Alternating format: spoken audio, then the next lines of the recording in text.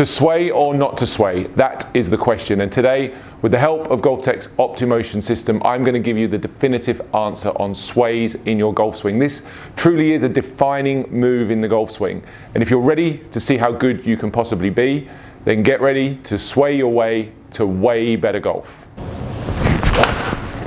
There's often some confusion around sways in the golf swing. Should you, shouldn't you, how much and when? So let's define the sways first of all, and then I'll get into the very simple understanding of what you are supposed to do. Sways would really be defined as the displacement of two centers, the center of your hips or the pelvis moving away or towards the target at any point in time in the swing, and similarly the center of your shoulders or the head can be a good reference, whether that's swaying away or towards the target. So here's the very simple explanation. In the backswing, there should be no sway. PGA and LPGA Tour average would show us the golfers are turning around a very stable axis, meaning the head and the center of the hips are staying on top of one another. That's standard among the best players in the world, and I'll show you how to do that in a minute. The downswing and the follow through, however, definitely have sways involved, and I'll get into the detail of that. But the simple answer is to understand that while in the backswing there's no sway, in the downswing and the follow through, the pelvis, the lower center, the hips if you like, moves a tremendous amount towards the target. And it does that in both iron and driver swings, which I'll show you later. But suffice to say for now, think about the golf swing as no sway in the backswing and then hip sway, weight forward in the downswing. So let's talk about what you should be working on to check that you're swaying your way to way better golf. We need to look at the backswing first. The biggest killer is anybody who's swaying away from the target during their backswing, whether that be with the pelvis, the lower center, or the head or the upper center. Swaying away from the target in the backswing is demonstrated by the highest handicap golfers because doing that makes ball striking the most difficult to do, at least consistently. It's much harder to make good contact when your backswing involves swaying away from the target. So the tip to take to the lesson tee or the range when you're looking at sways in the backswing is to pay attention to your knees. The way that your knees change flex, which is exactly what they should be doing, allows your hips to turn without letting them sway. So allowing the lead knee to bend and the trail knee to straighten as you swing back is really the starting point for making this centered, no sway backswing. I've done a full video on the knees recently that you can go back and check out, and I'll put that in the description below. You can check out that link later. If you're not familiar with how the knees work in the backswing, that's one to check out for sure. And to add some detail to the drill that you can do, find a way to place something just outside your trail leg. I've got a noodle here. You could use your golf bag if you're at the driving range. You could set up a chair at home. You could do this standing next to the kitchen table. Anything that allows you to have some feedback sitting just off your trail leg. And the goal here would be for you to make your backswing, make your turn without touching the object. And that's a really simple way to train the knee flex change that I was talking about. Train the hip turn, but minimize or eliminate the hip sway. If you make contact with that object behind you, you know that you're moving off the ball too much. And you'll see that as I do that, in order for me to sway to the right here, my knees really haven't changed flex at all. So it's the lack of knee flex that forces me to sway. If I start to change my knee flex, you'll see how my trail hip actually, if anything, moves slightly away from this object, and that would be a great feeling for the backswing. So, backswing.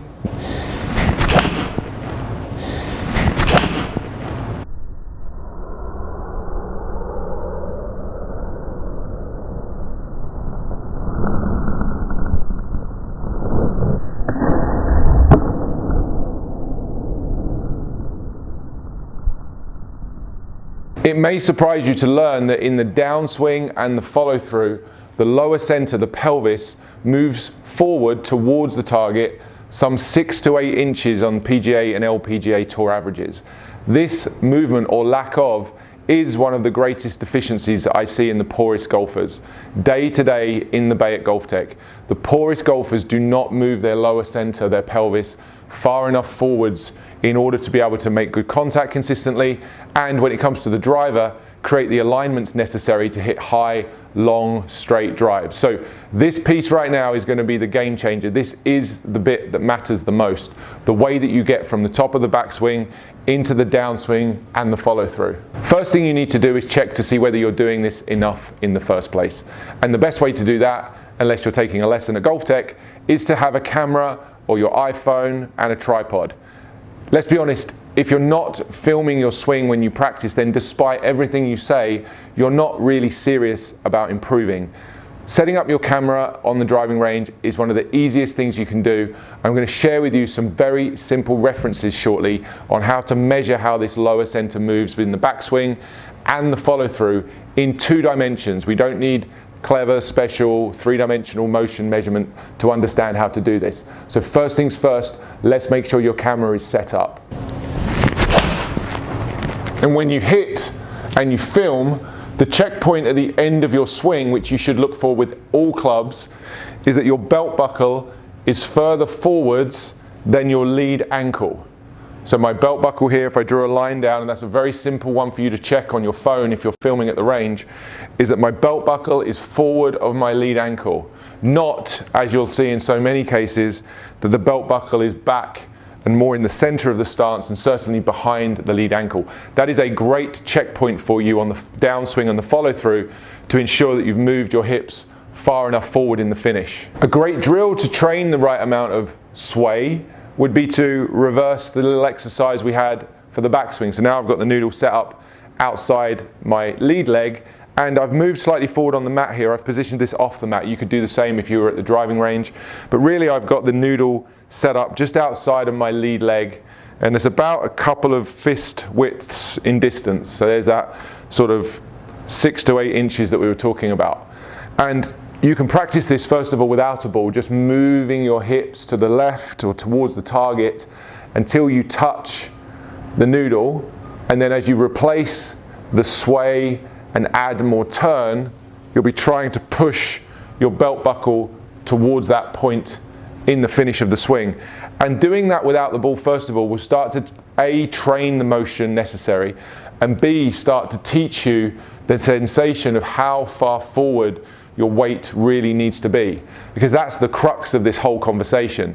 The poorest players never get their weight far enough forward, while the best players have learned that getting forward early and staying forward throughout helps them to hit the ball as consistently and solidly as they do. So a great separator of skill would be the location of the pelvis or the weight.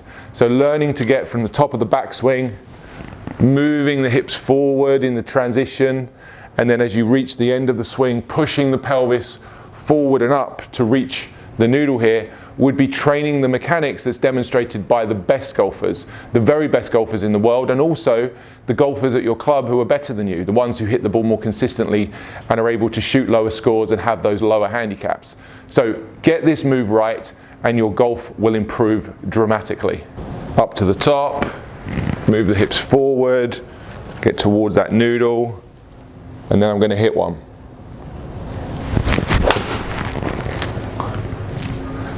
Nice strike, very straight, solid shot. You're going to see your ball striking improve very, very quickly. Now, a question I get asked all the time on this channel, pretty much every single video, is, Rob, does it work for the driver? So let's jump onto the computer now and take a look at the GOLFTEC optimotion numbers and compare iron and driver, and let's answer that question regarding sways. Is it the same for the iron and is it the same for the driver?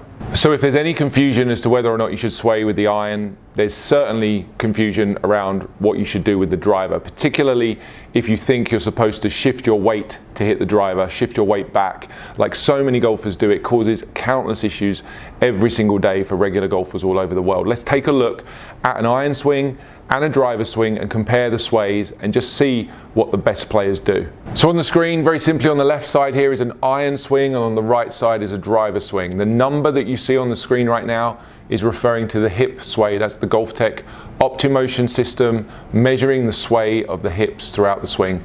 The letter T at the moment refers to a movement that would be towards the target, and if that letter changed to an A at any point in time, that would be a movement away from the target. You're not likely to see that in my swing.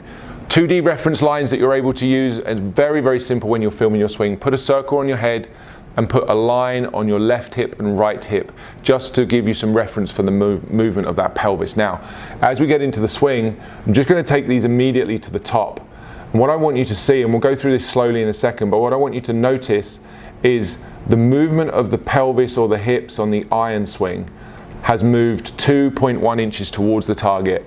And you'll see just from the reference lines there, you'll see how my trail hip has moved away from that line. That's very similar to the drill that we did with the noodle. I said to you, you want to feel like your hips moving, your trail hips moving away from the object. So we had our noodle on the outside of our leg there. We placed it right about here.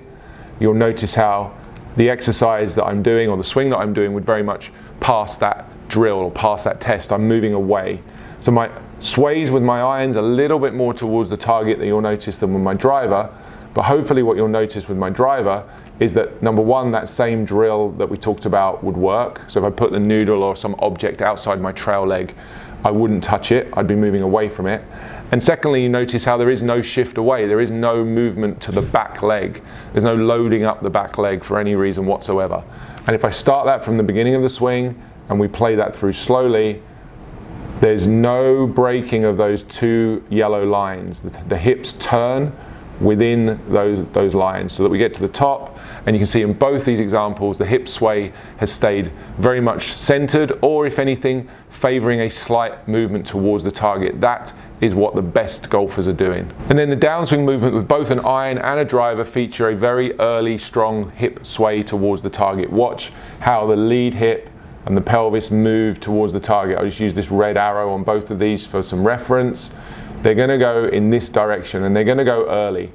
So the number there has gone from 2 inches on the left with the iron to over 3 inches just as the golfer's transitioning.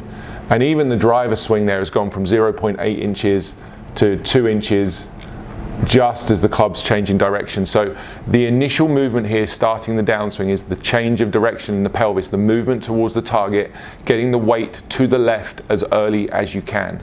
So as we continue down, we're going to keep seeing that number increase. Look at both of those numbers on the screen, continually moving more towards the target. Now, they slow down slightly just before impact because the turning piece is starting to come in and take over and be a little bit more of the part that's moving the body towards the target, but you still see that number continuing to move towards the target. There is not one point here where the weight or the hips start moving backwards. That's a key piece that you'll see among the best ball strikers. At impact, my hips are more forward with an iron. That helps me to get my low point of my swing more forward. It helps me to hit the ball first and the ground second, which is a subject we have covered countless times on this channel. If you want to be a good ball striker, get your weight forward by the time you hit the ball. Equally with the driver, having the hips forward allows you to create the tilt in your spine necessary to create an upward angle of attack, help you to swing into out, and help you to hit the longest, straightest drives you possibly can. And as we go into the follow through, you'll go all the way to the end, and we're going to see that at the end of the swing here, we've got 6.7 inches towards the target and 5.2. Both of those swings fall very much within the PGA Tour average, which is a 0 sway backswing, keeping the weight centered, early movement towards the target in the downswing, and then continuing to move the weight, the hips, the pelvis forward all the way to the finish. I said 6 to 8 inches. My swing falls pretty much within those parameters.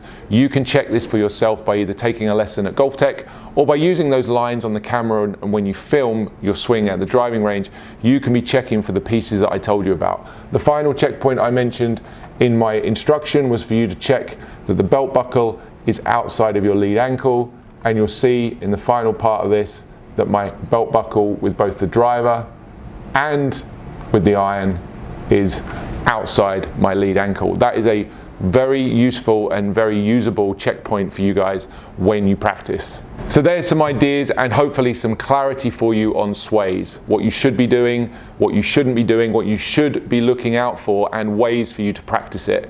If you enjoyed the video, please do hit the thumbs up button, as it helps the video to get seen by more people. And if you're new to the channel, do consider hitting that subscribe button. I've got plenty more videos on this subject, which I'll link some in the description, and I'll also point you towards one now which speaks specifically towards the transition from backswing to downswing, mastering the movement from the top of the backswing into the downswing that the best players do. Go and watch this video next. It talks about that magic move you see the pros doing all the time. And if you can get that right, then your ball striking will go to another level.